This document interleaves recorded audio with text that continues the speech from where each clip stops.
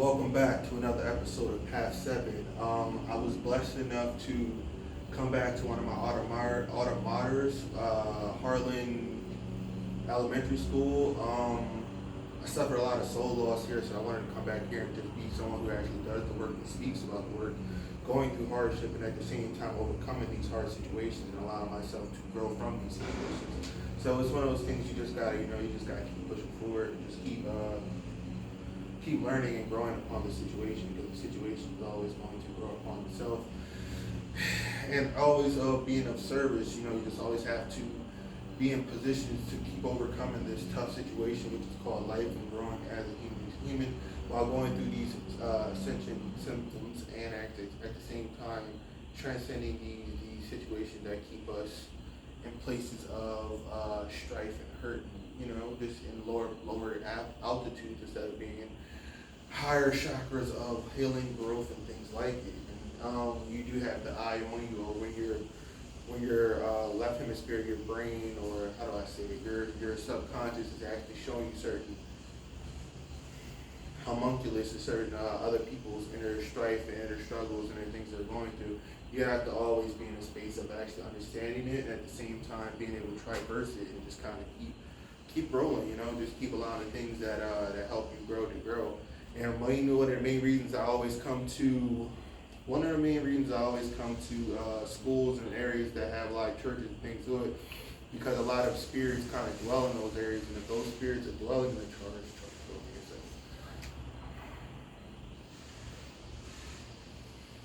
and if those spirits are coming to those areas, you need to be able to cleanse them and kind of work with them, and don't push them away, don't ignore them.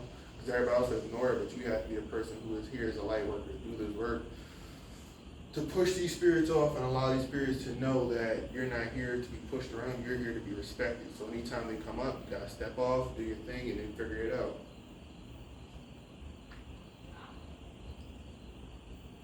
It's an all-day job. It's never something that starts and ends. It's just how long are you going to be able to prolong this ascension that you're going to be helping kind of establish on the planet, or are you just going to be temporary, get the money, and kind of forget about your mission and things you have to really do. So, as I'm saying that, I just bought this manga like a week or two ago, Ronin Kenshin. I don't know too much about the anime, but I do remember he was like a samurai who put his sword down for a while, then came back to it. And just as we all are going through this ascension process again, we're, how can I say it?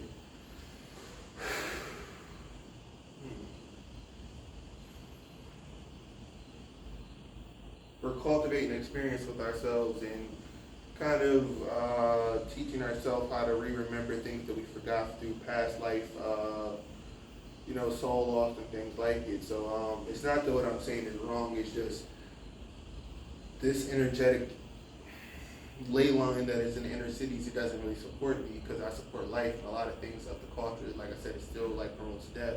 And that's why, like, everywhere I go, I have to remember that I'm also fighting these subconscious like ideologies that aren't being taught to us anymore, but they're already instilled from our past lives of our forefathers, that we're still like breaking the codes on. So it's one of those things you really have to be so disciplined. You have to know that just like we have to keep going forward. There's nothing going backwards. We have to just remain in the moment of just knowing the moment is everything, and staying in the present, staying in the moment is the gift.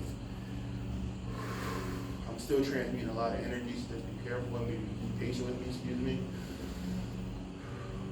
I'm going through a lot of like root chakra attack. People are putting like a lot of root work on my financial situation. That's why I get like in a moment where it's like money's coming in, and after that money comes in, it's starting to get blocked off. So I have to do a lot of things to just keep myself grounded in reality, and reminding myself that reality is not written in stone, it's not etched in stone, but it's always being changed and transmuted upon the decisions I make, and if I allow myself to choose lower or higher vibrations. So I'm literally the captain of my own boat of my life, and I have to always remember that, and I have to just be in states of reminding myself that everything is dictated upon me and no one else outside of me. So it's tough, but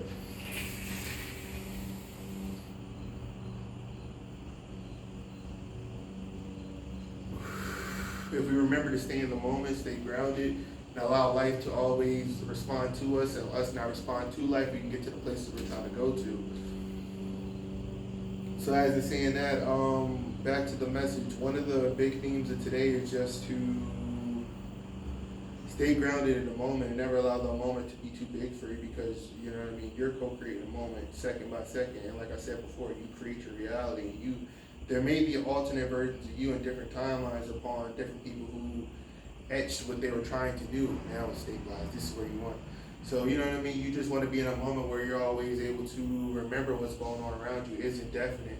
It's more of like, do I want to go here? Do I want to go there? And you just have to like be so forward in that moment, just knowing that everything that you're trying to co-create and everything you're trying to attract to you is also looking for you. So if you aspire for better things in life, you have to know that they're attracting you. They want you to. So you have to just do the work and stand and just doing the work and just being the one who says, this is what I'm going to do, and I'm not going to allow anybody to deter me upon where I'm trying to go. And just being in a moment of just knowing that there's always more. There's always more to the situation that you can place upon yourself.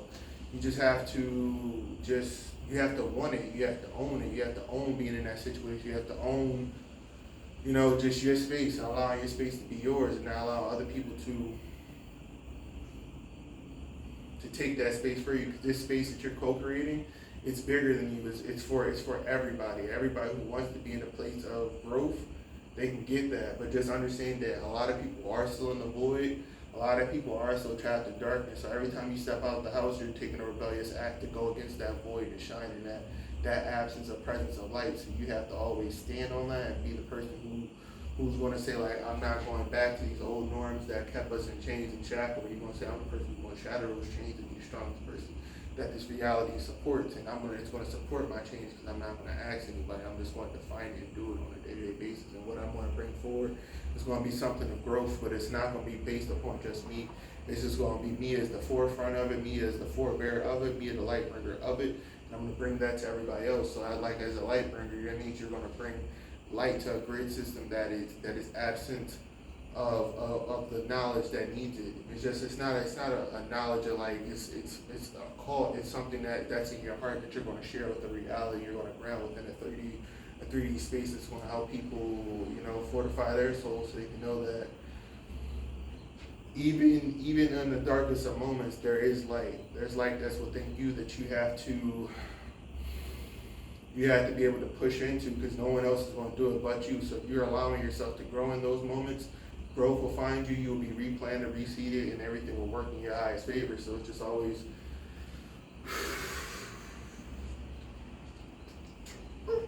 but yeah, like when the assistance comes in, just know that it's not bad. It's just as soon as you stand in your light, everybody else will choose that, because they have the fortitude to say like, yo, if he's going to take this ass up, if he's going to fight this fight for us, we have no choice but to fight with him and fight for him.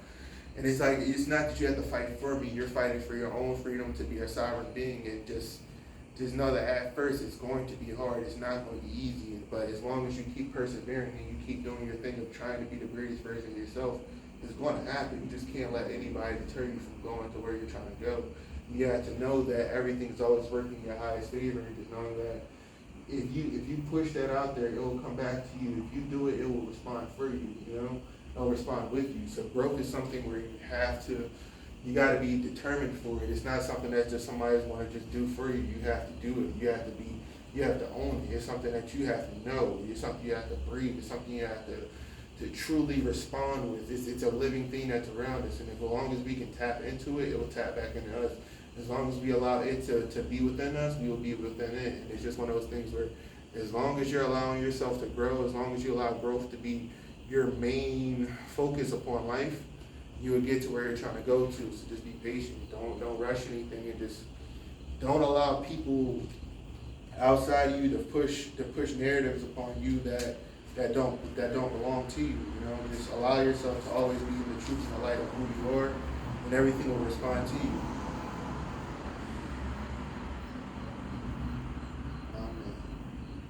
There you go. One of the main things I was teaching somebody about reality is just how you have to be always able to give away, to not a lot of people attach to these things around them. If you really want to be who you say you are, if you're really a king, a god, or whatever you want to call it in this earthly plane, the one thing that those people did, they knew that Earth wasn't their home. They knew their home was somewhere in the astrals and the ethers that no one. This is where if you truly love your community, you'll give them their goal and they'll multiply it. You'll give it to them and they'll double it and they'll give it back to you in the dream world. The physical can't give it back to you, but in the dream world where we're all rich and we have these different lives of being so abundant. That's the world we have to tap into. We can't tap into this physical world. The physical world is too bound by too many different archons, different archetypals. These archons, these homunculi that keep us chained and in bondage. So I don't care about that. Until we accept the fact that this system is built literally to imprison our bodies, which we always knew that it was a holographic matrix, which is we are in some kind of computer system. Until we allow our bodies to truly ascend past these norms that we place upon ourselves and the things that we speak upon ourselves, to not believing that we can do everything that has been written, ever been thought. Everything that you think is literally a reminiscence from one of your old timelines or from you and your alter realities, where you could be anything under the sun that you could think of that you co-create with, as long as you allow it to work with you and not work against you.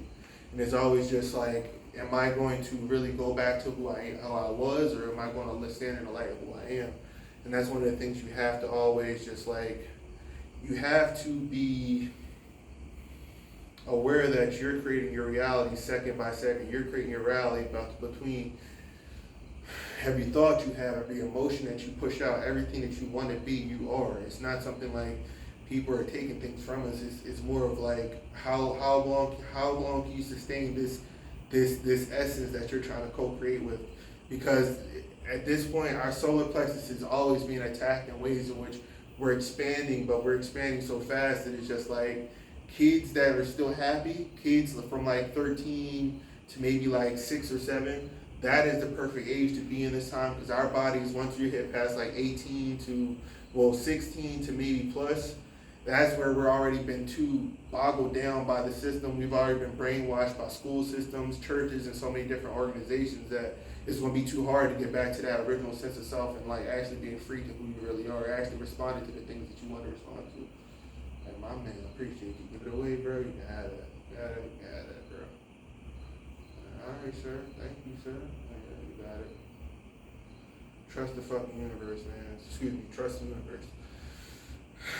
So this is one of them situations where, like I said, yes, I control a lot. Yes, I do a lot, but I do understand that there are entities and archons that are upon me that are always watching, my third eye watching, to make sure that I don't become who I originally am.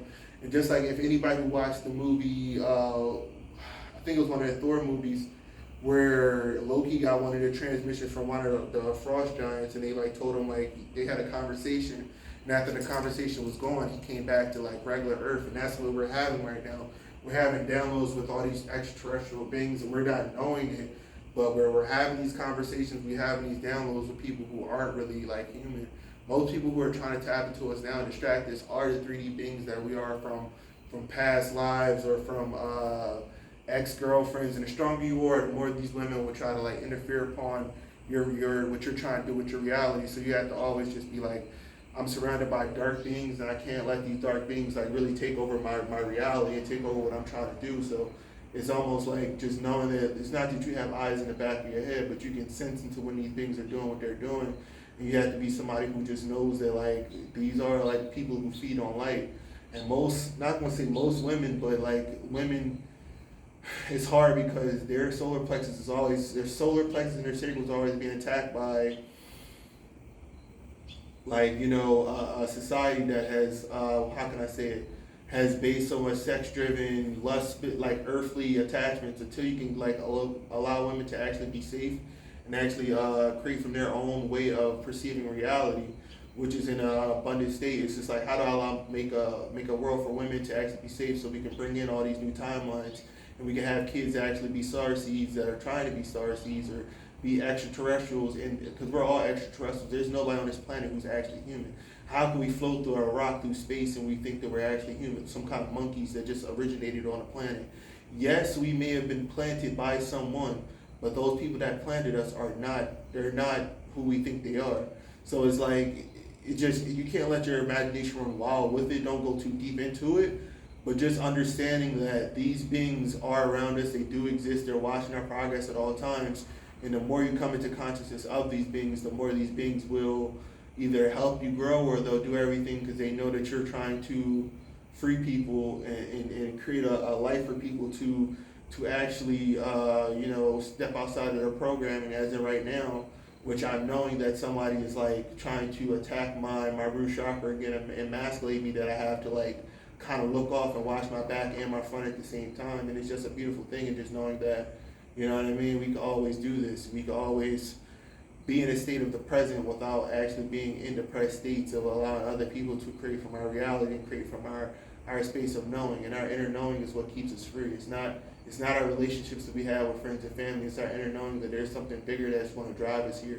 There's a bigger driving factor that is God, which is a force within us, which is an inner fire, which is the kundalini, which is the creative force that we have to tap into, and not allowing it to be used by sexual natures and sexual entities and all these different entities that are keeping us in spaces of just like earthly serving of something that we don't need to kind of cultivate anymore.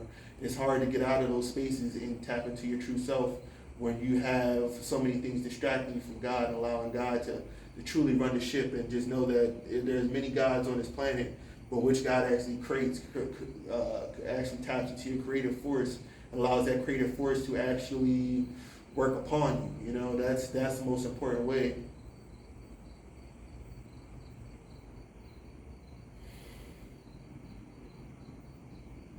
Because this is where I'm really like I'm where I need to be, but I can't allow that to distract me from just understanding that I have to be tapped into God. Because if I'm tapped into anything else, I'll go back to these past life versions of myself that keep me entrapped in things that don't help me grow. So it's hard to just know that you're fighting so many entities from programs within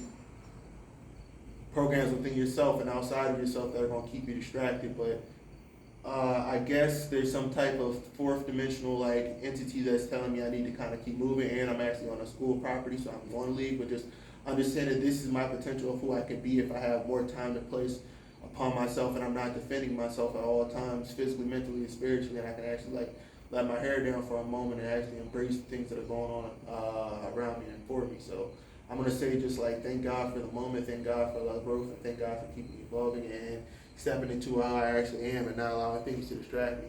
So it's one of those things where once you actually can tap into who you really are, you don't get distracted by the religions and the different things that are meant for us to keep us boggled down in 3D realities. It's tough, man, but I know we can do it just by just, believing in God. And whatever stimulates your creative fire, and there's a difference between creative fire and essential energy. Essential energy is a life force that you should use and should regulate regularly. But at the same time, there's a balance within everything.